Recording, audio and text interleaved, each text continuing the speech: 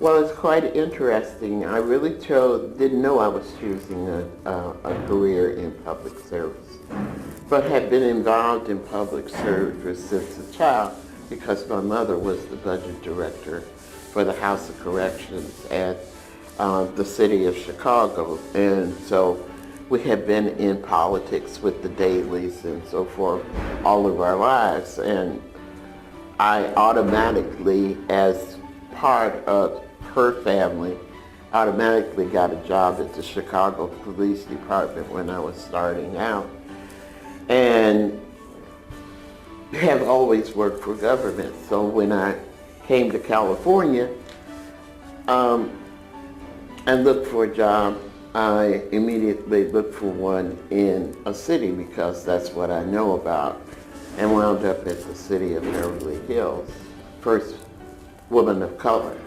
in City Hall. Got a mentor. My boss was, at that time, was the finance director for the city of Beverly Hills. And I actually got hired as a payroll clerk because when you go to California, you need a degree. In Chicago, you need to know who you know.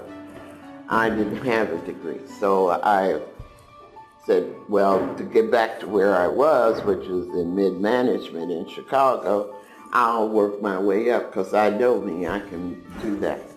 So I had a mentor who was very generous once he found out I knew what I was doing, who acted as the person who guided me through up into my career.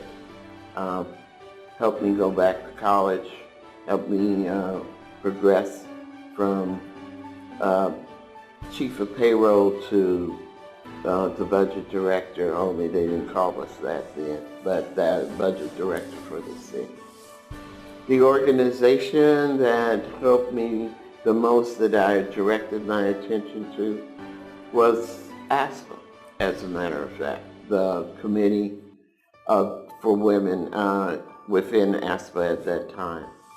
I was the first editor of Bridging the Gap, their newspaper, or their newsletter, which is still going on with, of course, with other editors. So the two groups that I primarily were engaged with within ASPA was the Committee on Women and COMPA, the Coalition of Minority Public Administrators.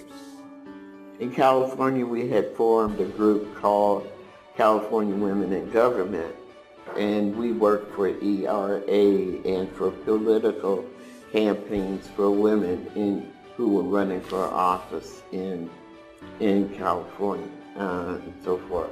Dianne Feinstein, Barbara Boxer, Maxine Waters, Gwen Moore, and so forth. So it was those kinds of activities that motivated me to keep continuing to work in public administration. And once you get there, it's kind of hard to get out of it. So I went from Beverly Hills to Compton. Then I went back and got my MPA from Cal State Northridge, and then I wound up opening my own business and securing a contract from People Enrique Mitchell and Dean Witter to refinance LAX, fix it for the 1984 Olympics and everything. About that time, I got a phone call from Washington, D.C., and the headhunter said that I had been recommended for a position here in Washington and everything, and they didn't tell me recommended by who and would I come for the interview, and so that's what I did. I went for the interview, and everything turned out it was to be the Director of Budget Operations for the District of Columbia, and I would be working for Marion Barry.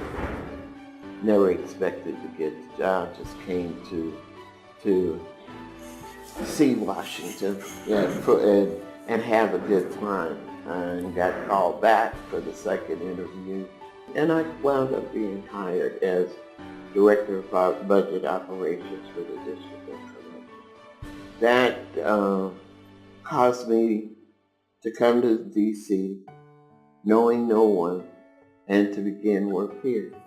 Became involved with the neighborhood association called Cardozo-Shaw Neighborhood Association and everything, and helped revitalize between 17th and 9th from R to V Street, which is now called the U Street Corridor and everything, was part of the revitalization of that with neighborhood communities and so forth. Still always belonging to ASPA, always belonging to the section of women and the Conference of Minority Public Administrators, and wound up going to USC at the DC campus. At that time they had a DC campus to get the doctorate degree that all of my friends in ASPA said I should have had, because I'm a teacher and I always teach as whether I'm working or whatever. My staff always said, you're the consummate teacher. You never tell us how to do anything. You teach us how to figure out how to do it for ourselves. And my degree is in organizational behavior with an emphasis in adult learning. And the dissertation was on mentoring and how you go about mentoring women and young adults and so forth. So I've taught everything under the sun. My preference is organizational behavior, and I teach a class now called The Role of Organizations in a Multicultural Society, in which I use organizational behavior to teach the core competencies of diversity management. And then I teach public policy for Park University.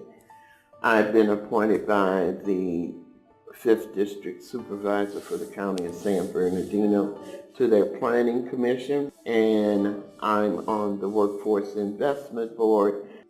I don't think I know how to be anything else but somebody who cares and who mentors and who belongs in the public service. I've been a servant to the public all my life and all my career.